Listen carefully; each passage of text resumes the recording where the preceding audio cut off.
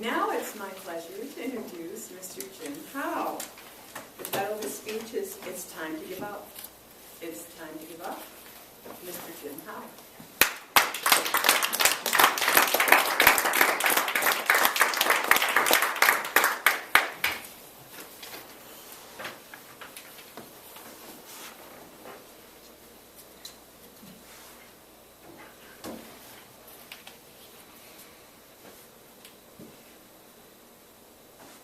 What did you give up?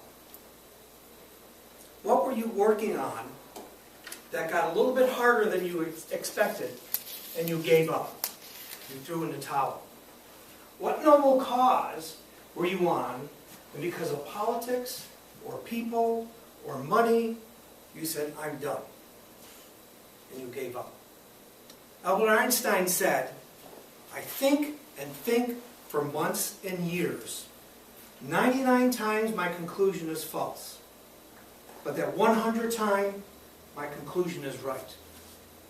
And given the fact that 100 years ago he came up with a theory that they're proving now, he was the man. Welcome, Madam Contest Master and fellow Toastmasters and friends. I want to talk to you tonight a little bit about giving up. Actually, not about giving up, but never giving up. Did you know the Wright brothers tried for over 3 years and over 100 tests before they got that first plane off the ground? Thomas Edison, while we don't know how many times he actually tried to create the light bulb, we know it was at least 1,000. A reporter asked him once, "How does it feel to fail 1,000 times trying to create the light bulb?" And he said, "I didn't fail 1,000 times trying to create the light bulb. Creating the light bulb took 1,000 different steps." And then there's Dr. Seuss, the Cat in the Hat, Green Eggs and Ham. We almost didn't have Dr. Seuss. He had been taking his stuff to local children's book publishers, and everybody was saying no. It wasn't until he met up with an old college buddy that was a children's book publisher that we got Dr. Seuss. And then there's the Colonel, KFC, Colonel Sanders. Did you know he shot a man once? It was a dispute over a road sign on an internet highway. His was good, the other wasn't. The other guy was jealous. Came, shot one of Colonel Sanders' employees and killed him. Colonel Sanders pulls out a gun and shoots him in the shoulder. At the age of 16, he lied about his age and joined the military and ended up in Cuba shoveling donkey dung. He sold tires, he ran a gas station, he was a lawyer, and he delivered babies.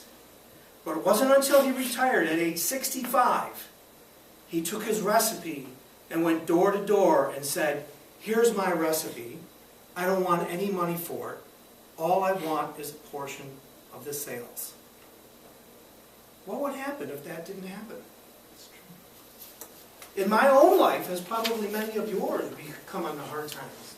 There was a time I was an area manager for a local restaurant franchise. I had 6 restaurants under my control and they were opening up 3 more. One day I got called into the office. In 5 minutes it was all over. They were selling the franchise. Company car, 401k, stocks, bonuses, great salary, medical benefits, dental benefits, health benefits, all out the door. My wife only had a few more months to finish college to get her degree. And all the jobs I was applying for didn't come close to the money I was making. We talked about her leaving college and getting a job, and me getting a job to make ends meet. And we decided no, that was not her goal. Her goal was to get that degree and move up in the world. So we did what we needed to do.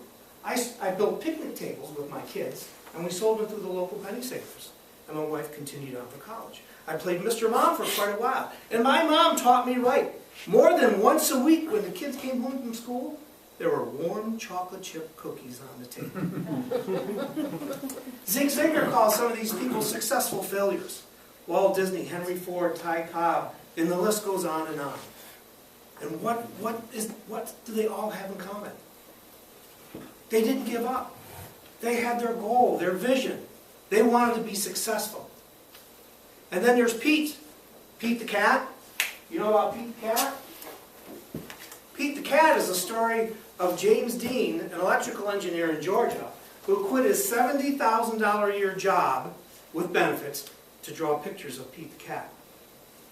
Well, James Dean ends up meeting Eric Litwin, and they create the series of Pete the Cat, one of the highest best-selling children's books on the market right now. Over 15 million copies in 14 different languages. They never gave up. I want to leave you with a final story. And it's a story about that little voice in your head that says, what if? What if? We all have it. It's a story about a woman named Liz Murray. You all know who Liz Murray is? You know who the Kardashians are, right? Yes. Liz and the Kardashians have nothing in common, which is kind of a sad state of affairs for us in our society today. Liz and her sister grew up, and her parents were drug addicts. The welfare check was spent on heroin and cocaine. Liz tells the story when they were young of having ice cubes for dinner.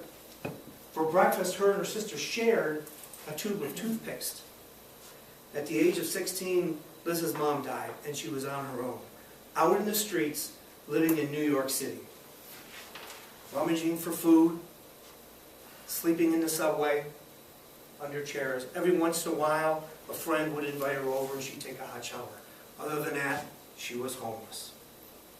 And she tells a story of one night she was in the subway trying to sleep, and that little voice in her head kept saying, what if, what if, what if? What if I go to high school? That what if was her never give up. She went out and went from high school to high school to high school asking for admission. No, you're not the kind of person we want. No, go away. She was walking past a high school, walked past it and stopped and thought, what if that high school is the one that says yes? It was. And not only did she graduate from high school in 2 years, she went on to Harvard University, married now with 2 kids, and is working on her PhD. She never gave up. We all have that in common. So what do? We never give up.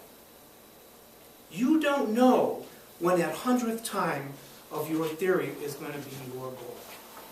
You don't know. Never give up. And contest.